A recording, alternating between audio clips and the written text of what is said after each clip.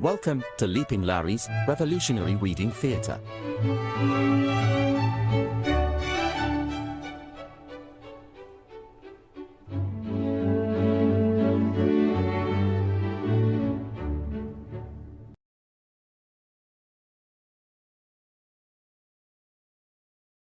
Okay, here we go, comrades. We're continuing our read today.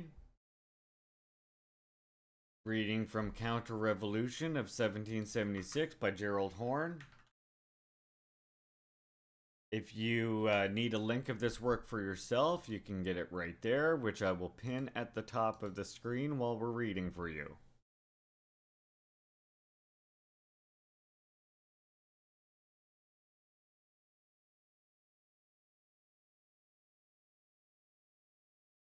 Oh, I can't take shots that often.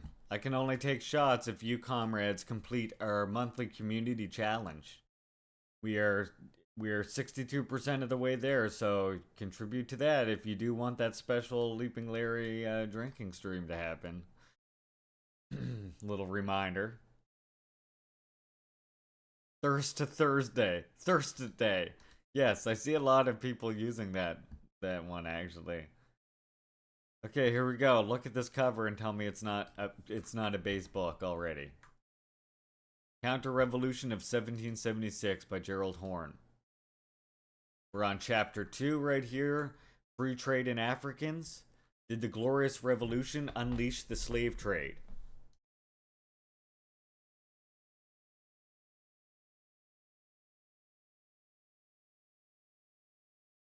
The Glorious Revolution of 1688 was not so glorious for Africa and the Africans.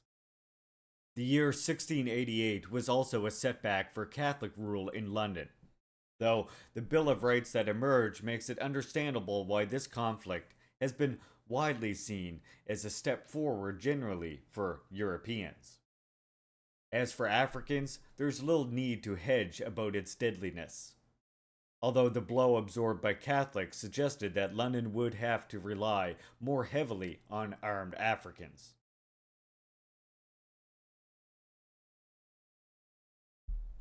The compelled retreat of monarchy and the strengthening of the rising class of merchants, already buoyed by the wealth generated in slave labor encampments in the Caribbean and North America, led to awakening of the monopoly of the Royal African Company. Backed by the Crown and chartered in an earlier iteration in 1660. This weakening meant the entrance into the frenzied lucrative business of slave trading by separate or private traders.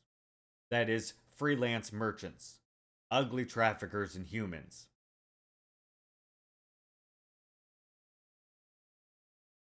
In a rudely choreographed pas de deux, as the monarchy took a step back in control of the slave trade, the merchants took a step forward.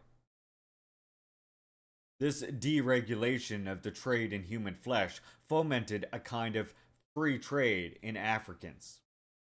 This aided immeasurably in providing the forced labor needed to develop the mainland, which in turn brought this local elite into increasing conflict with London, particularly when it sought to trade with neighbors who happened to be foes of the crown. For example, the French in Hispaniola. This strain eventually burst the garment of colonial rule, leading to 1776.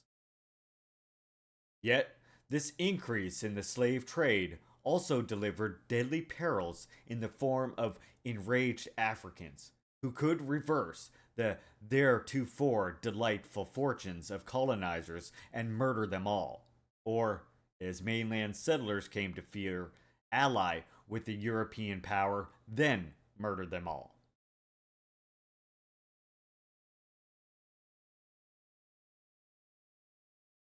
Though this acceleration of the slave trade propelled the productive forces of nascent capitalism, free trade, in the most unfree of commerce, was a cataclysm for Africa and Africans. As kidnappings of free Negroes, the degrading of their status generally, and the like became more common. Notably after the monopoly was eroded in 1690s.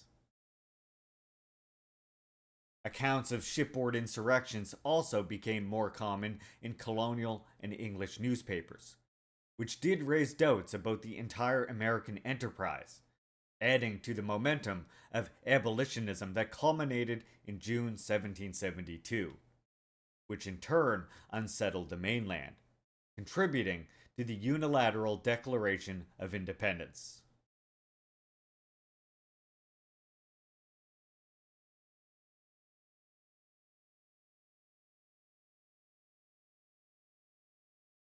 Colonial planters desired a steady supply of Africans at moderate prices, and it was felt the RAC was inadequate to the task, which complicated relations between London and the provinces. The RAC hardly coddled African captives, but the routine maltreatment of this unit of labor may have seemed that way after a wave of gluttonous merchants entered this dirty business. In other words, those capitalist merchants were even more brutal in many instances. Not to say that the English, the imperialists, not to say that the Europeans, the crown working under the crown, not that they weren't brutal, but that these private slavers, these merchant slavers, they were even fucking worse, right? Thus, the flood of Africans across the Atlantic provided the European elite in Virginia with the possibility of downplaying European labor servants, who, as the Caribbean suggested, could more easily ally with foreign powers. When 1688 eroded the RAC monopoly in the context of a Protestant victory over Catholics in London, both epochal trends made it easier to rely more on enslaved Africans and less on often cruel exploitation of Irish and Scottish servants. Besides, after 1688, London theorists were more inclined to see the poor as a necessary resource for ensuring the prosperity of the metropolis itself.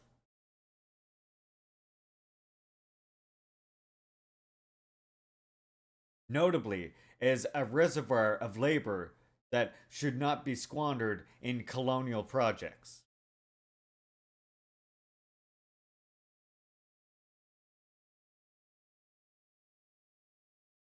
These developments coincided with the push for the Act of Union, culminating in 1707, bringing Scotland more firmly under London's hegemony, which meant that, at least technically, Glasgow was on equal footing with the rising slave trading cities of Bristol and Liverpool. That is, increased use of forced African labor allowed for a kind of white racial unity in the colonies and ethnic unity at home. An auspicious moment for Africa and Africans arrived when Parliament mandated that on 24th of June 1698 and continuing in force at least until 24th of June 1712, the trade in Africans would be open, quote, to all His Majesty's subjects, unquote. This latter date being about 60 years to the day before the arrival of Somerset's case. This augured the further influx of private or separate traders into the unscrupulous business. By 1730, it was acknowledged by one informed source that the price of Africans had risen. But that only served to benefit merchants and their economic interests, which tended to be more diverse and entrepreneurial than that of planters. Indeed, the increased supply tended to drive up demand, as more and more need could be easily found for more and more Africans, creating a vicious cycle. Hey Kay, welcome in. We're just reading from Counter-Revolution of Gearld Horne by, Counter-Revolution of 1776 by Gearld Horne. We're on chapter 2, just starting. Great to see you. Make sure you're all following Kay, how do you say? Another place you can go and get some fantastic book learning done. So if you're not already following K How Do You Say on Twitch, go and do that. Even if you're on YouTube watching this, go on Twitch, find K How Do You Say, and follow her. That's K How Do USAE. The influx of these businessmen into the slave trade brought roiling complications. No worries. Oh, and I will fuck now. And seeing you here, I'm remembering I got a message Riley again too. I will remember to do that. I'll try and do that today, Kay. I am so bad for my memory. I apologize for that. There was the potent point of maintaining forts in Africa, so necessary for the subsidizing and holding of those who were to be enslaved, and who would subsidize same, with private traders arguing for the most part that the esquire should bear the cost. Why? Said one propagandist. Quote, the value of lands in Britain, itself depending on colonial products, and thus there is not a man in this kingdom, from the highest to the lowest, who does not more or less partake in the benefits and advantages of the Royal African Company's forts and castles in Africa. Unquote. Thus, there was good reason to demand that the public, that is, the whole body of the people of this realm, pick up the tab. Unfortunately for Africans, this logic tended to implicate the entire realm of His Majesty in their subjugation.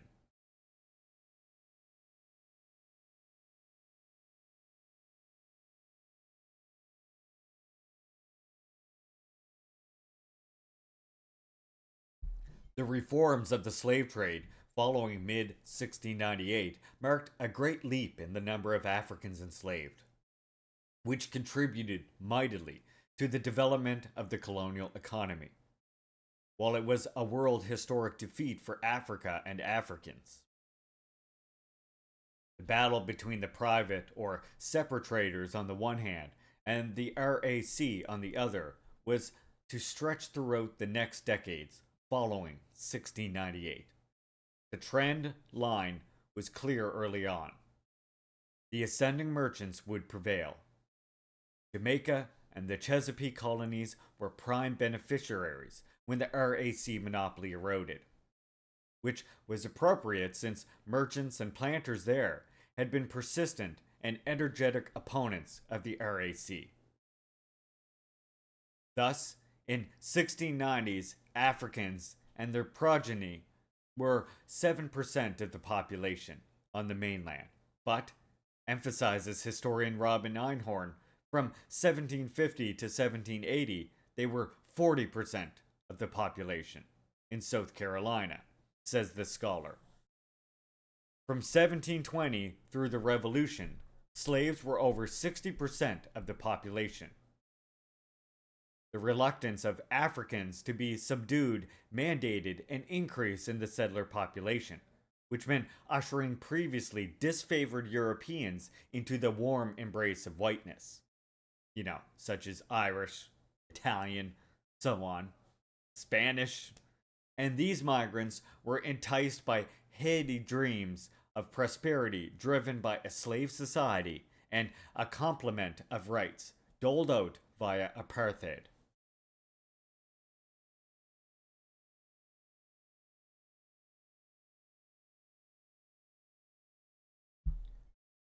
In 1686, when the RAC monopoly came closest to being enforceable, slavers from the Isles embarked upon 39 voyages. By 1729, as free trade in Africans ascended, there were 81 voyages. During this era, the company's market share of the legal trade fell from 100% to 4%, as the hoggish titans of mainland colonies in particular benefited handsomely. Of course, the path to reform was not smooth, with private traders repeatedly risking punishment by violating the RAC monopoly even before the late 1690s. As early as 1689, there were loud and public complaints about the administration of the slave trade, to the disadvantage of planters and merchants. "One of the great burdens of our lives," said one, "is going to buy Negroes, but we must have them. We cannot be without them, and the best men were involved in this process, and they were losing out to the Dutch, French, Danes, Swedes, and others, and the English planters in America were the big losers. Not the people of Africa, note," he added pointedly.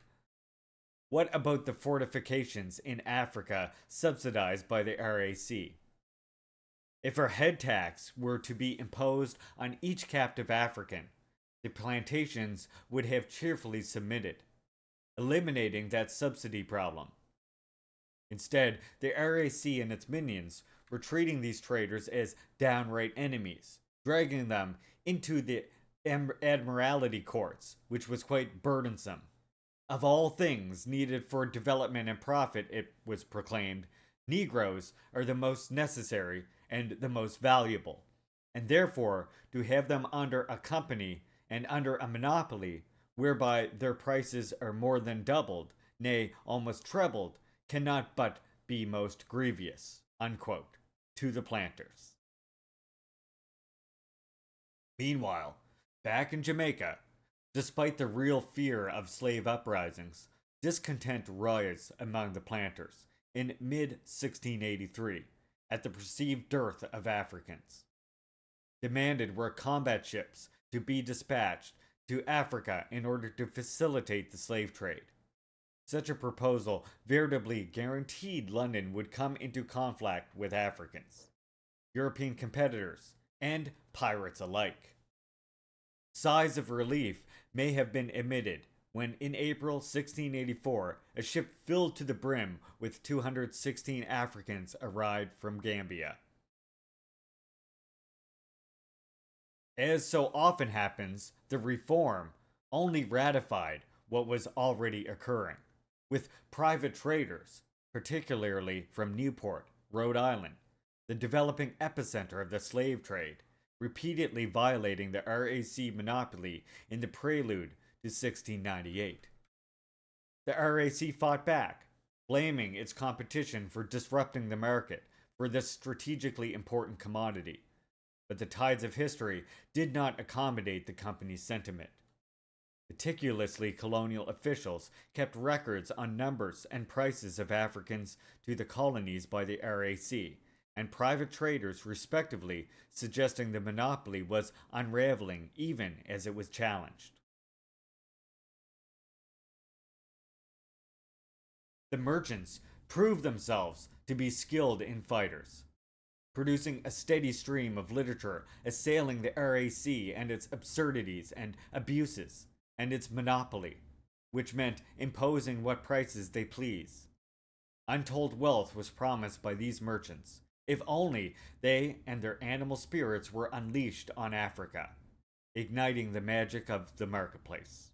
Quote, if the planters were furnished with Negroes from Africa, unanswerable to their industry, 4 times the sugar, indigo, cottons would be imported every year, it was said boastfully in 1690. Quote, let every rational man judge. It was averred with a sniff. If this would not be infinitely more advantage to the kingdom itself. In general, Plus, there were larger strategic concerns in the ongoing religious war, since many of the Africans were Muslims, and the French had their priests in Africa too. Yet, said William Wilkinson, in, quote, the space of 12 or 14 years on this besieged continent, I never saw an English minister there. And was not the RAC to blame for this nonfeasance? Undoubtedly, the Royal African Company cannot be ignorant of this defect. He charged hotly. What opportunities and advantages they give the French and other nations to our own ruin was incalculable. Playing the religion card, private traders asserted vigorously that the established faith in London was losing ground in Africa, not only to the Catholics, but also to Islam.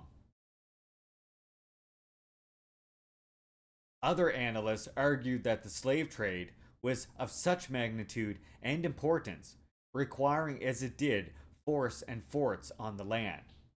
On another continent, that joint stocks corporations were mandated. There was a need for constant coercive power to enforce this business, which required more revenue too. Surely the state was involved in this new departure, but as capitalism was taking off, what was striking was how the rising merchant class so often complained that the state, or at least the RAC monopoly, was a hindrance, while hypocritically this class relied on the coercive power of official London for protection. To the extent that one of the most significant fruits of the 1688 was a quantum leap in the slave trade. It can be affirmed that the Glorious Revolution was a necessary precursor and instigator of 1776. The first stage of a transformation of the productive forces of the Anglo-American economy. One of the sorely neglected and cruel ironies of what has come to be called modernity was that its rudiments, capitalism, and early republicanism, were simultaneously a catastrophic fiasco for Africa and Africans.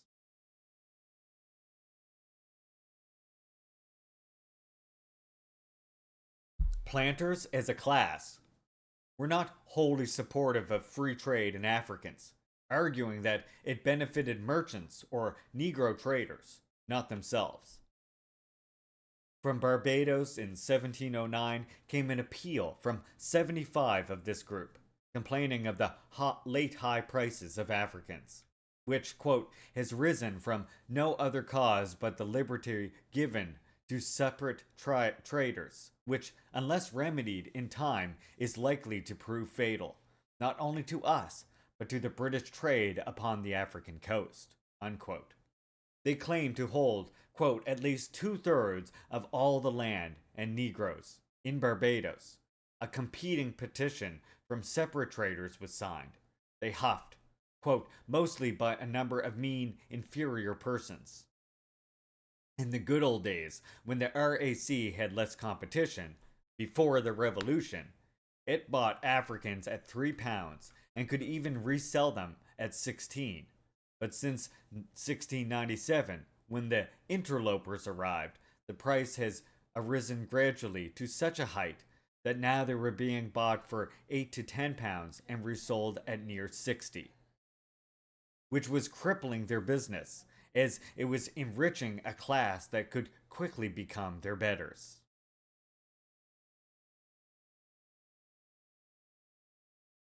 A number of colonial planters thought that diluting the RAC monopoly simultaneously debilitated the crown and enhanced the strength of rivals in Madrid and Paris, most notably. Interlopers was the favorite epithet they used for the private traders, as pro-RAC petitions rallied at the alleged strengthening of French, Dutch, Danes, and Portuguese, and weakening of the crown through their unrestrained liberty that had soared for some years after the Revolution.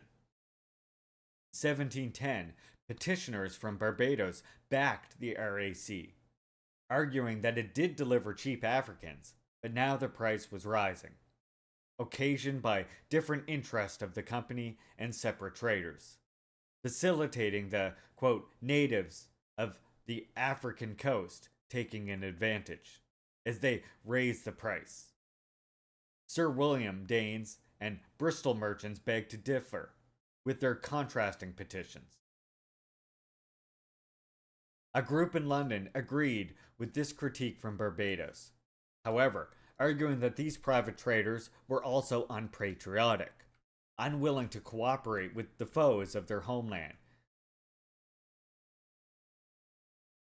Willing to cooperate with the foes of their homeland in pursuit of naked profit. See how it's not just profit? You see how whiteness and hegemony becomes something that can even stand above the importance of profit? I hope. Besides, deregulation of the trade had introduced chaos in West Africa, which also allowed African leaders to manipulate one European against another, and the Dutch to manipulate them all. These European neighbors, quote, have tried all the ways they could think of to render the people of England contemplatable in the eyes of Africans, unquote, with untold downstream consequences. The implication was that New York, still retaining a substantial population of Dutch descent and a growing center of the slave trade, was collaborating handsomely against London.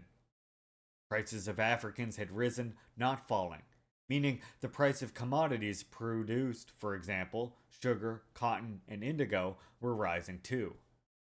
Private traders were arguing otherwise, but they were forging figures.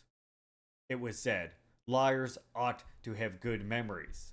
They reminded an eternal bit of sage advice frequently ignored. Hey Rob, welcome in, comrade. Great to see you. Shout out for Rob and Blind as well. Someone else you should be following that does some fantastic art on this stream, on this channel. Suggestive of the immense stakes at play was the fact that even as the mid-18th century approached, arguments about events in the slave trade from many decades earlier were still erupting. One Londoner in 1744 recalled the attempt in 1660 by the Dutch to gain the entire possession of the most valuable parts of the coast of Africa and to exclude Great Britain from any share, as they have done in the spice trade. Centered in what is now Indonesia and the Malay Peninsula, this brought on themselves a war with the kingdom in 1664. Thus illustrating neatly how the lust for foreign plunder, notably in Africa and Asia, brought a war to Europe, in a pattern that hardly had abated in the 20th century, notably in 1914. Emphasis original. Hey Mama, welcome in. Shout out from Mama as well. The road from 1672 to the 1698 reforms was rocky. The RAC had been given an unrealistically optimistic term of 1,000 years, not unlike the Reich it anticipated, suggestive of the ambition of this business and how uncooperative African disrupted ambitious plans. The RAC also immediately encountered strong headwinds in West Africa from the French and Dutch, and the Portuguese particularly, who had dreams of enrichment all their own. This turmoil and resultant difficulty of the RAC in providing the shackled labor force that planters needed added to the pressure that led to free trade in Africans. But this did not end the debate in London over who was to pay for African fortifications, needed to fend off what was equally destabilizing in the colonies, African insurrection and foreign invasion.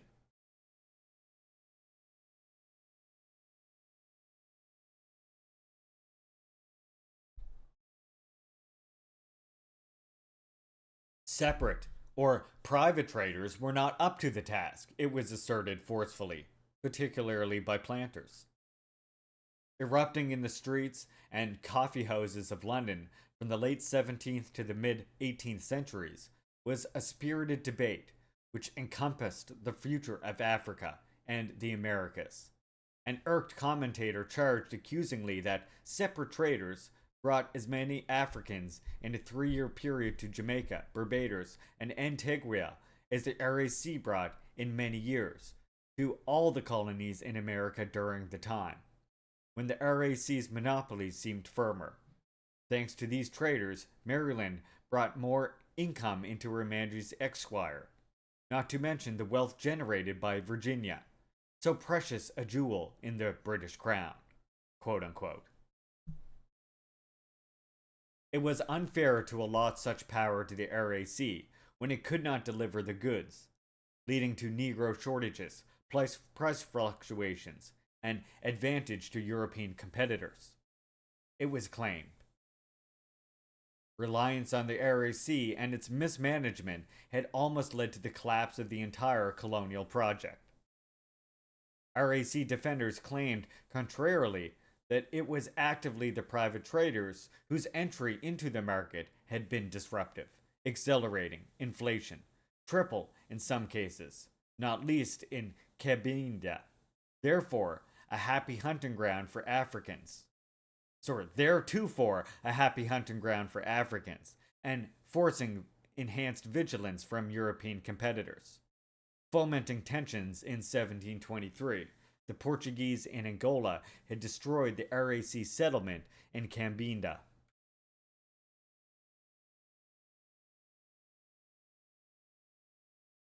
A key argument for expanding the slave trade in Africans was that if London did not pursue this bestial path, it would fall behind the other European powers.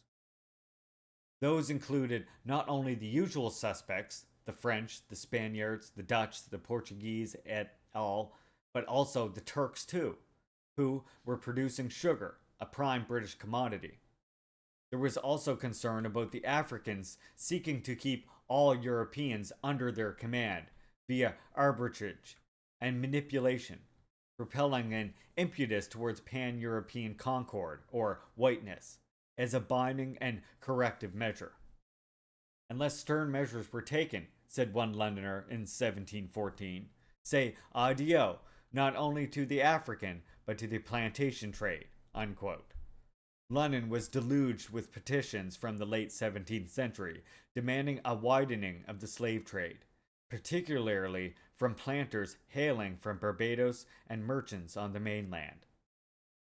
While this debate was roiling in London, there was a continuing conflict with France, Spain, and the Dutch, not to mention Scotland, or, as one analysis put it, Papists and Jacobites, and run-of-the-mill antagonist that was increasing the developing idea that London could not compete effectively absent of robust trade in Africans. In a sense, the rising merchant class had the best of this argument, one of the many reasons they prevailed in the end, but their critics countered that dragooning more Africans came with a price. A moral argument increasingly was being made concerning the degradation of the African, but, as well, it was a danger to increase the number of Africans in the Caribbean, as history exemplified. It is possible to view the proliferating moral argument against slavery as a reflection of the reality that increased enslavement brought real danger to colonists and colonialism. It was easier for moralizing to occur when subduing Africans seemed to be encountering violent difficulty. The explicit agenda of an unnamed Jamaican merchant in 1708 was animated by similar concerns. He complained of the cruelty targeting the poor wretches of Negroes, who were really treated worse than brutes, via an unsupportable tyranny and oppression, unquote. His words contributed to a growing apprehension about the indomitable problem presented by mass enslavement. He lamented that the enslaved did, quote, help to make Jamaica merchants some of the happiest people in the world, while the merchants did, in return, make them, the enslaved, the most unhappy, the most wretched, and miserable part of the creation, unquote. He was so bold as to append remarks by the enslaved Africans who decried the highly cruel men who commit the blackest crimes without a blush, unquote. What may have been weighing on this Jamaican merchant's moralizing mind was the tempest erupting on his island that same year, 1708, when, on the 29th of July, a plantation in the mountains was the scene of a massive slave revolt that took some effort to repress.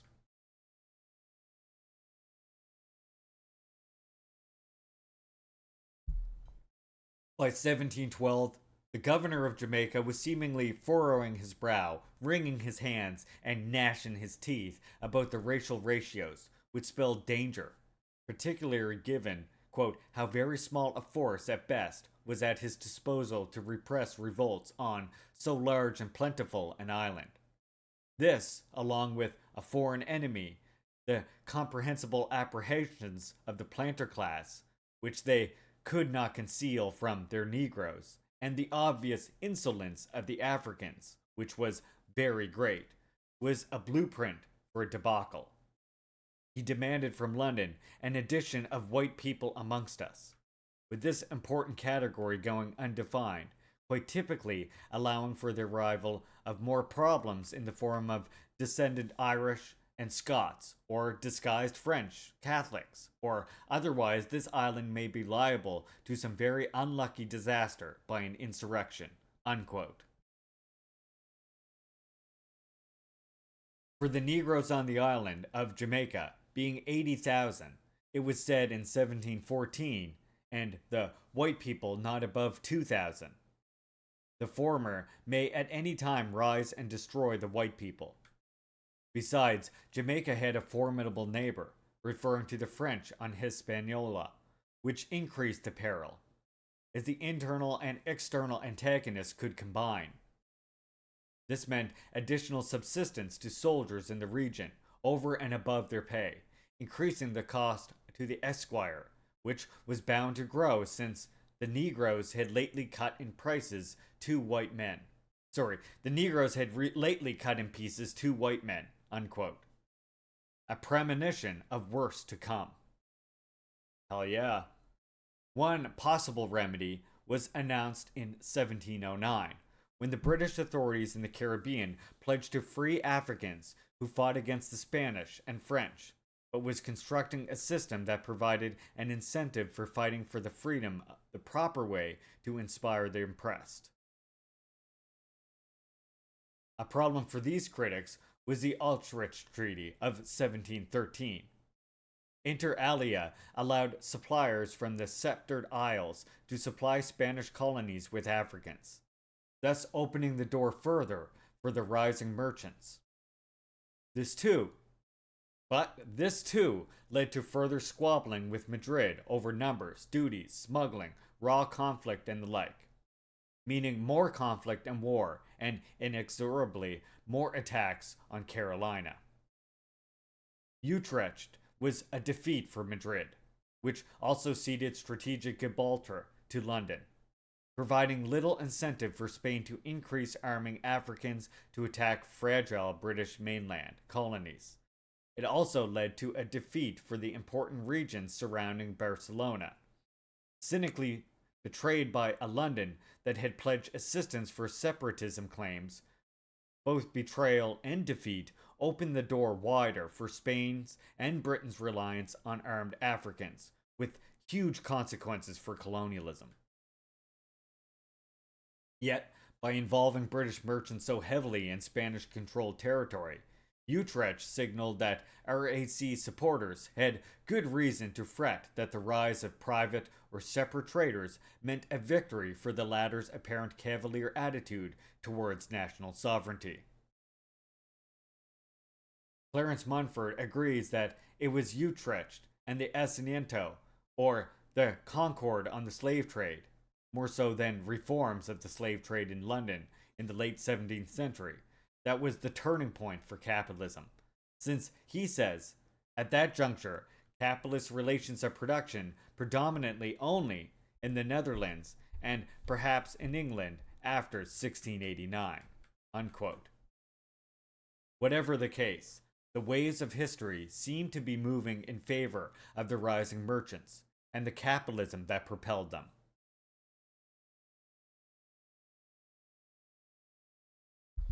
To be fair, squabbling over the rich bounty that was the enslaved predated 1713, with raids and invasions by foreign powers often serving as cover for slave poaching.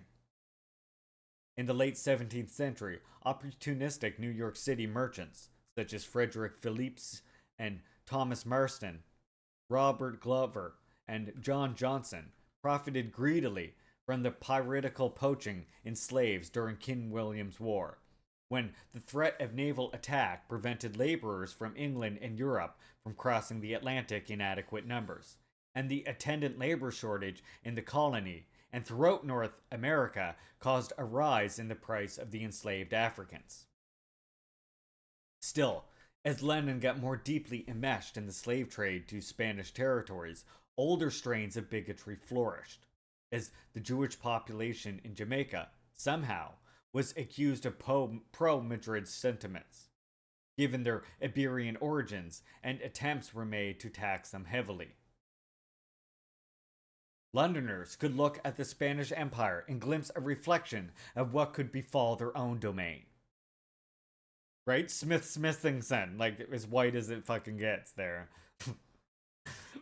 In 1701, one Englishman recounted how scores of years earlier, the notorious Sir Francis Drake encountered in Panama the local version of the then marauding Maroons of Jamaica, the Cimarrones and Cimarrones, black people who about 80 years past fled from the cruelty of their masters, the Spaniards, and grew since into a nation under two kings of their own. They extremely hated the Spanish, unquote, which made them a mirror image of the Maroons and their relation to London. Bringing more Africans to the hemisphere could bring more allies for London, particularly if disposited on Spanish territory, but could bring more enemies too, making this commerce exceedingly problematic. Such was the dilemma of the colonizer. The escalation of the slave trade in the wake of 1698 and 1713 brought head-spinning profits and mortal danger alike.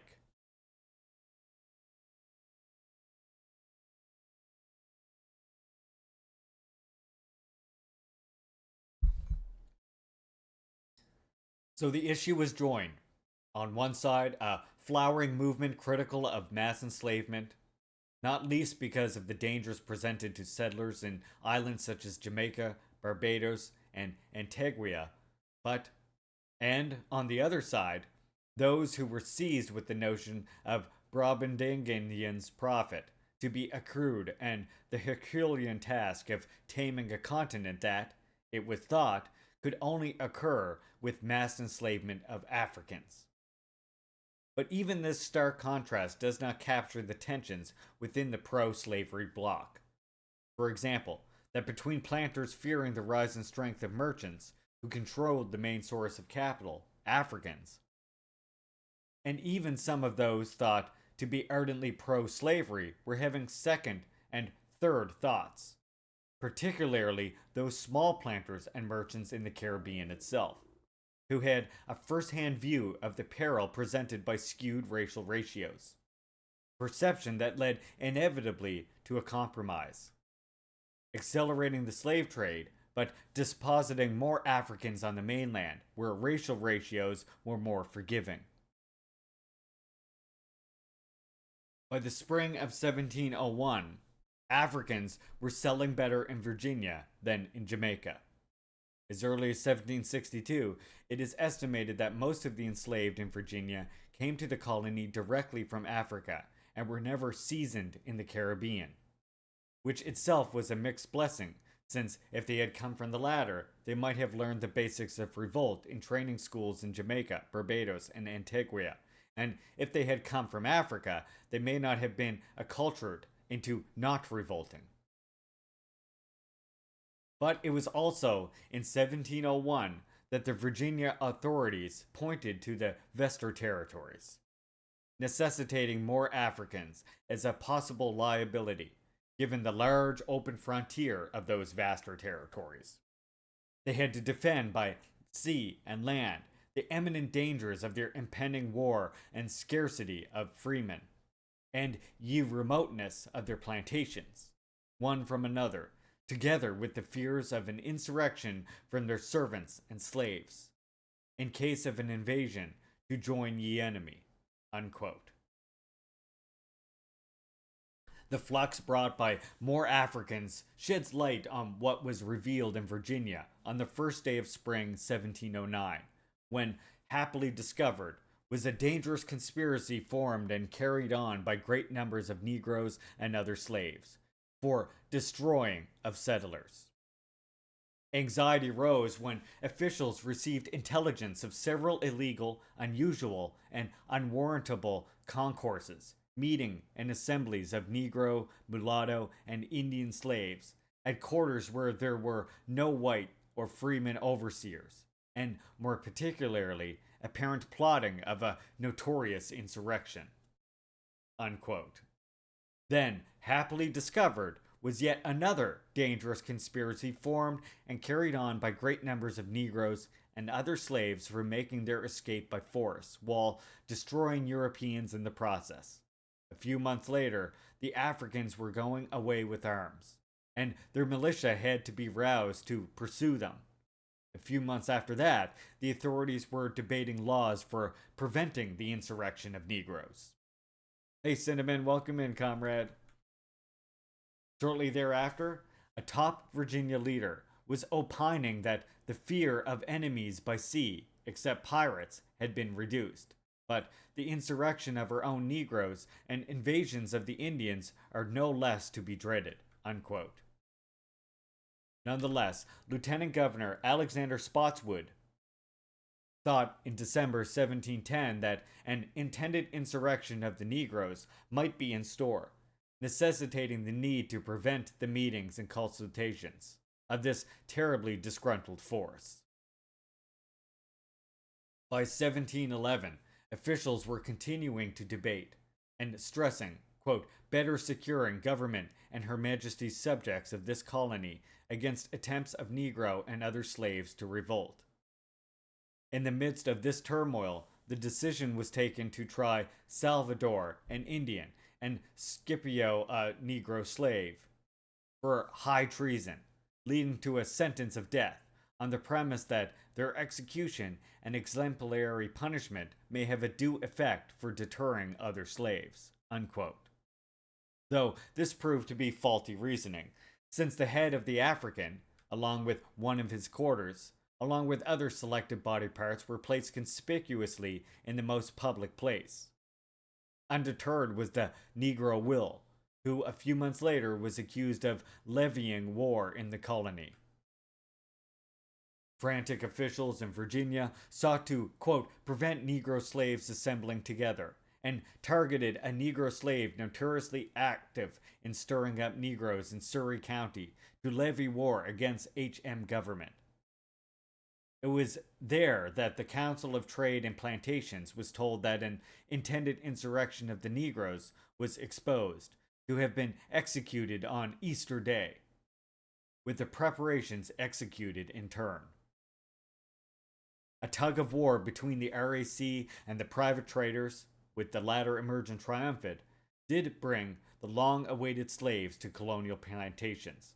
But part of the package was a surge of instability brought by the arrival of more infuriated Africans. The instability was magnified by continually disturbing reports coming from the Caribbean and Panama about various fugitives and Maroons who had attained a degree of freedom and, it was feared, had murderous designs on settlers.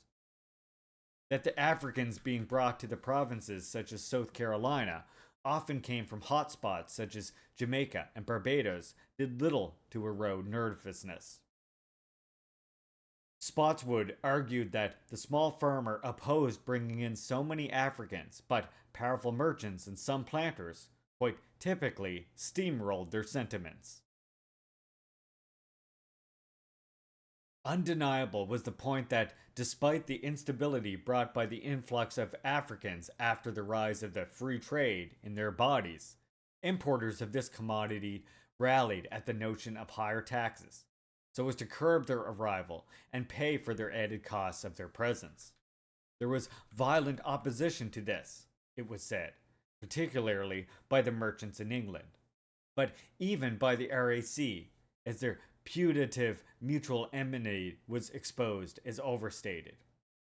This opposition occurred even though the final cost would be shifted to the planter, but it was felt this tax would reduce the overall shipments, thus harming sellers in whatever guise. And this would harm the colony, given the need for slave labor for what was described boldly as rapid expansion westward. Unsurprisingly, merchant triumphed once more. Not least since more land meant not only more slaves to sell, but an attractive enticement to dangle before potential settlers, who were so necessary to overwhelm these same Africans and indigenes. Land grants, along with a complement of rights celebrated later as an emblem of the Enlightenment, were akin to offering a material incentive, combat pay, to a soldier about to enter a war zone, which is what a good deal of the settlements were at that juncture, and for a considerable time thereafter.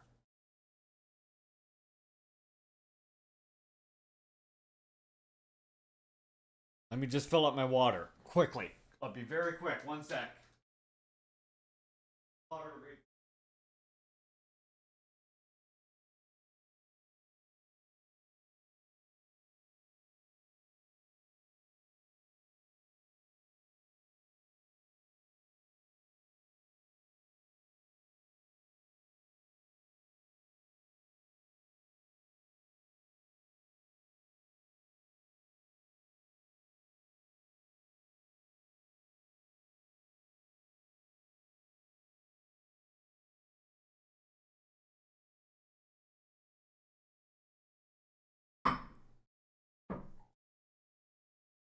Also difficult to refute was the suspicious timing of the waves of unrest in Virginia.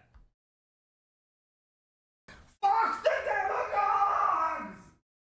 Coming as they did on the heels of uncertainty leading up to the Act of Union, bringing Scotland more firmly under London's domination in 1707, and the wars and conflicts that led to the Treaty of Utrecht in 1713. Hey, Glitter Snatch, welcome in. It would have been difficult for Africans to pick a better opportunity to unnerve settlers. I'm quick like a bunny, Sam. There was a dizzying array of alliances between and among European powers in the first few decades of the 18th century, not to mention betrayals of the most cynical type, all of which left settlers exposed and jumpily unsteady. Not the strongest negotiating position for them in the face of militant indigenes and Africans.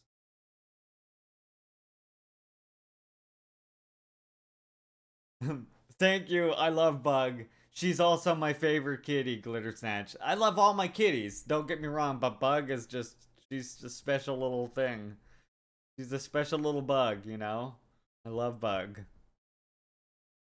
London kept a careful eye on the unavoidable fact that Jamaica, in some ways, the jewel in the Caribbean crown, was increasingly producing great wealth and was surrounded by Spanish and French settlements.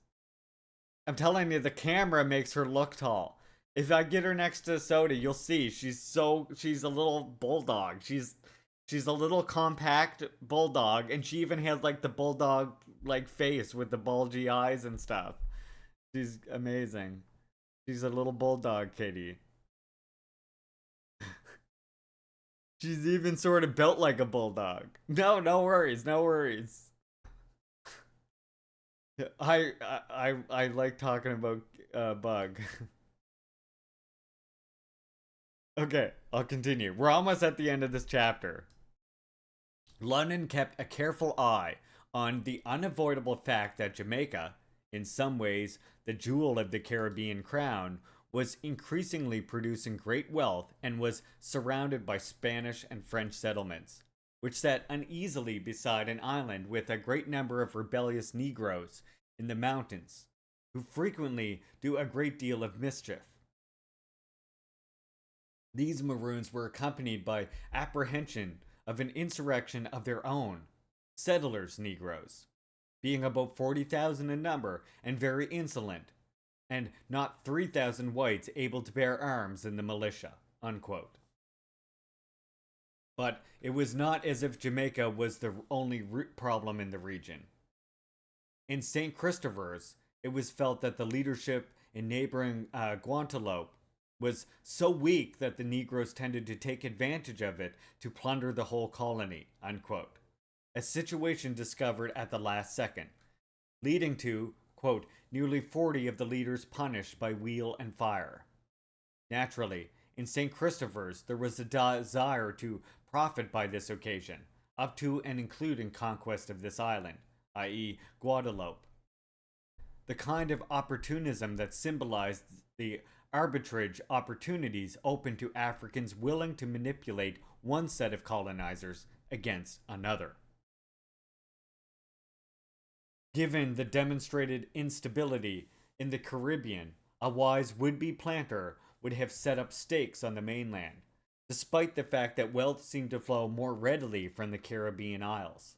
Thus, in Maryland, the enslaved population grew at an extraordinary rate between 1658 and 1710 in 4 key counties. There were about 100 slaves at the beginning of this era, perhaps 3% of the total population. By 1710, there were over 3,500 slaves there, constituting 24% of the total population. And from 1695 to 1708 alone, at least 4,022 slaves arrived in the province.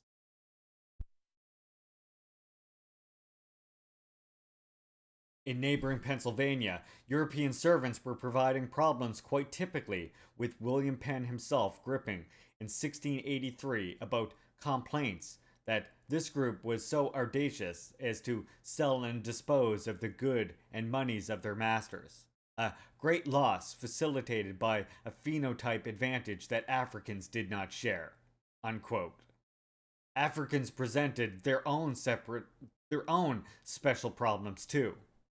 As in 1705, in what was to become a Keystone State, it was observed that difficulties have arisen about the manner and trial of Negroes committing murder, manslaughter, buggery, burglary, rapes, and attempts of rapes, and other high and heinous capital offenses. Unquote. New York, which early on had become a center of slaving, also had developed a searing attendant issue. In 1699, there were moans about preventing abuses daily committed by Negro slaves and Indians. Unquote. By 1700, there was legislation against such abuses, though agonizing quickly emerged about this bill and the alleged greater liberty to Negroes it provided, more so than the law of England gave to Englishmen, which thus would encourage them in stealing and committing robberies and other villainies. In 1702, the authorities carped that the number of slaves in the cities of New York and Albany, also in other towns within this province, doth daily increased, and they have been found oftentimes guilty of confederating together for various ill practices, among which were seeking to kill or destroy their master, or burning of houses or barns or barracks or corn, or killing cattle. It was deemed illegal for 3 or more to confer, as opposed to 5 in Virginia, given an idea of their fright at the risk. A common whipper was designated to address violators. It was a crime for a slave to assault any freeman or woman professing Christianity. The enslaved were also barred from fleeing to Quebec, which was of great concern during this time of war with the French. For of late Africans had done precisely that, apparently carrying intelligence with them, which was of very pernicious consequences. By the early 1700s, a law was passed for preventing the conspiracy of slaves, with the death penalty assigned to those who did so, with their masters reimbursed. By 1703, the authorities felt compelled to debate an act to prevent disorders in the night, which an informative predicate, whereas great disorders, insolences, and burglaries are at times raised and committed in the nighttime by Indians, Negro, and mulatto servants and slaves, to the disquiet and hurt of Her Majesty's good subjects. Unquote.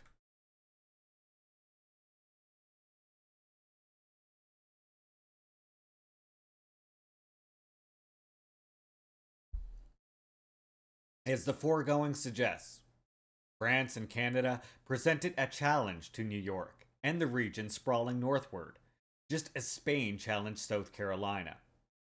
In Albany in 1687, officials expressed apprehensions of the French, a problem magnified since there were so few of His Majesty's natural born subjects, the greater part being Dutch. 2 years later, in what was to become the Empire State, in the midst of all of these troubles, there was another difficulty. We are daily alarmed with rumor of war with France. Per usual, there was confluence of the foreign and domestic threats. By the late 17th century in Massachusetts, there was fear that enslaved Africans were little more than Catholic agents. As apprehension rose that this seditious labor force would join an invasion force and wreak havoc on New England and would destroy all the English and save none but only the Negro and Indian servants. Unquote. I mean, most of the fucked up thing, Glitter Snatched, is our institutions and systematically is inheritance of all of these things, right? Like our existing institutions are literally an inheritance of all of this slave and colonial genocidal systems. It's all an inheritance and a continuation of that is the wildest thing, right? Like this is like what we're seeing here is it being set up and then built up upon from there, right? And as we read with Blood in My Eye by George Jackson in the last work, we see how quickly, with the emergence of, with the consolidation of monopoly in the US, it became a fascist state. Even predating, like, what was known as fascism, essentially, right? Even before fascism was defined, fascism existed in the US, really. Okay, mama.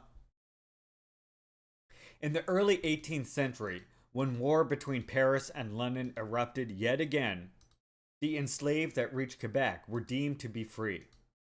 Apart from the incentive this provided for the enslaved to flee, it affixed in the mind of the Africans for decades to come the idea of Canada as Canaan, the site of refuge for those fleeing the Union Jack, then the Stars and Stripes.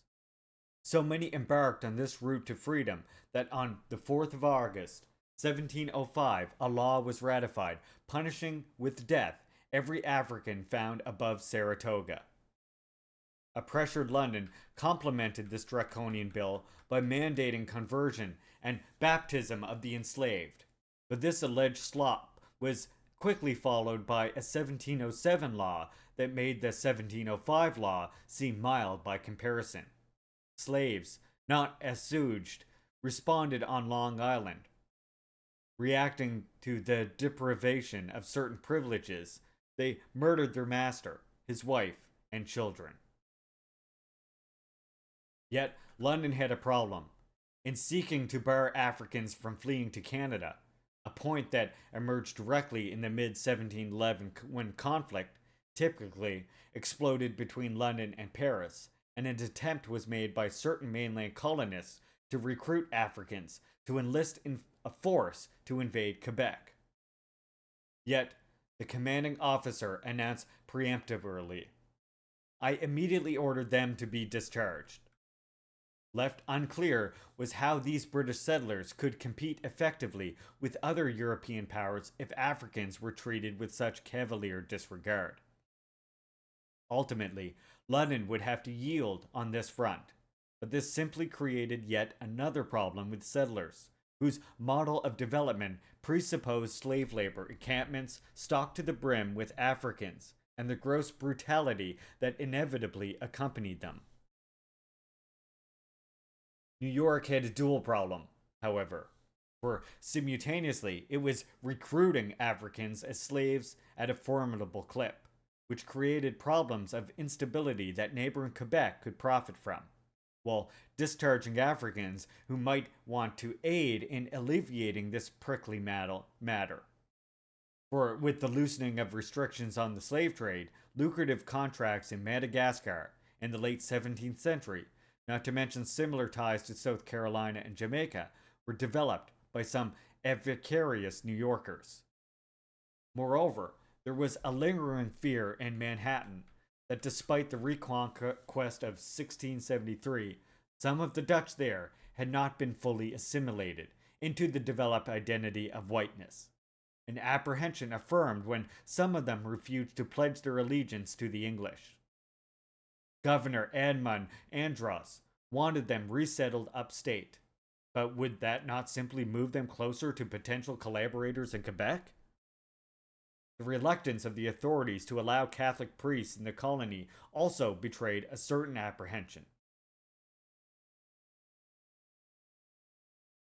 The religious Cold War waxed in Manhattan as King James II, previously the Duke of York, and successor to the throne following the death of Charles II in 1685, vetoed New York's Charter of Liberties and commanded all churches there to conform to the Church of England's liturgy. Leisler's rebellion, a local manifestation of the Glorious Revolution, revealed the validity of a settler population that was torn by confessional, linguistic, natal, and social antagonisms. Contradictions that were made to order for African manipulation, which may have been the case when, congruent with Leisler's uprisings, Africans in 1689 rampaged through the then farming village that was Harlem, as if they were marking out territory for future conquest.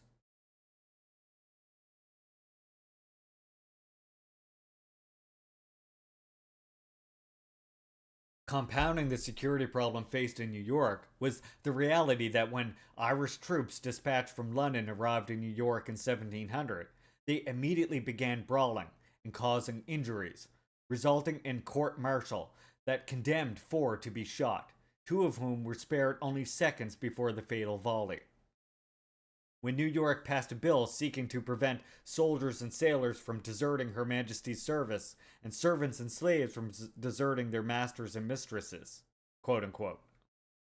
The yoking of these apparently desperate issues came clear and revealed why barring Africans from the armed forces in the face of a French and indigenous threat could be foolhardy.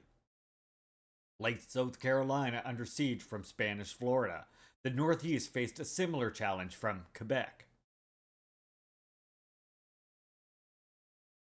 In 1709, it was thought proper in New York to reinforce a bill for preventing the conspiracy of slaves, and to pass a similar bill for a few years later.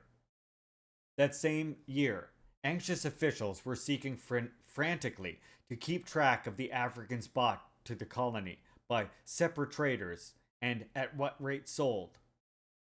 As apprehension was rising that the insuperable problem was being created, willful killing of Indians and Negroes was to be punished with death, and a fit penalty imposed for the maiming of them, unquote. Although it was doubtful if such solicitude would tamp down the rising fury of the oppressed. It was made clear that this initiative was in response to the oppressed, quote, being seduced from their allegiance to the New Yorkers by French priests and Jesuits. In 1710, in neighboring New Jersey, it was deemed necessary to enact an act for deterring Negroes and other slaves from committing murder, unquote. In Connecticut, by 1680, the number of enslaved Africans was not great, but many of them had roots in tumultuous Barbados. Earlier, despite their paltry numbers, Africans were barred from the militia. Already, as was to become the case regionally, opposition to slavery was congealing, but not on moral grounds, but on the basis that this institution harmed the interests of poor Europeans. By 1708, suggestive of the increase of Africans in the hemisphere, legislation was debated to punish severely any Negro or mulatto servant or slave who would disturb the peace or shall offer to strike any white person. Unquote. By 1715, legislators in Connecticut were mulling various conspiracies, outrages, murders, burglaries, thefts, and other notorious crimes at sundry times, and especially of late, that have been perpetrated by Indians and other slaves. They had thought there were different circumstances of this colony compared to the plantations in the islands, which had a well justified reputation for riotousness. But now they were not so sure, realizing that even supposedly favorable racial ratios were no savior. Thus, by the mid 18th century, what became the New Nutmeg State had several plantations larger than those in neighboring Rhode Island, which was already notorious as a site for dispatching of slavers.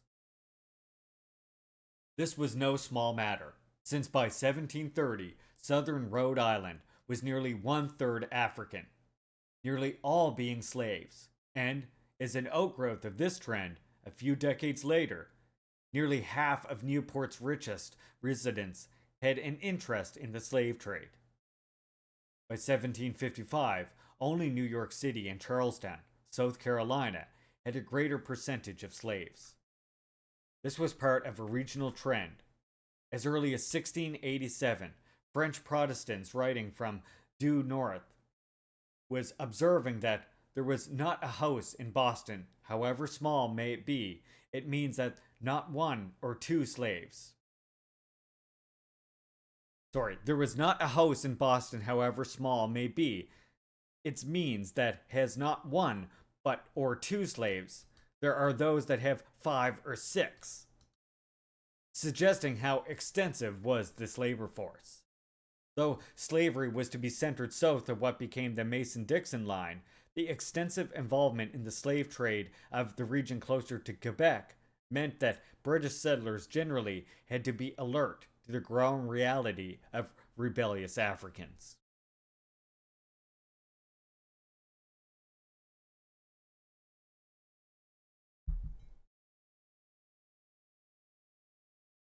Suggestive of how extensive enslavement had become since the entry into the market of private traders in 1709, Emmanuel Bercilia, being a Spaniard, complained that he was sold at Renowick as a slave.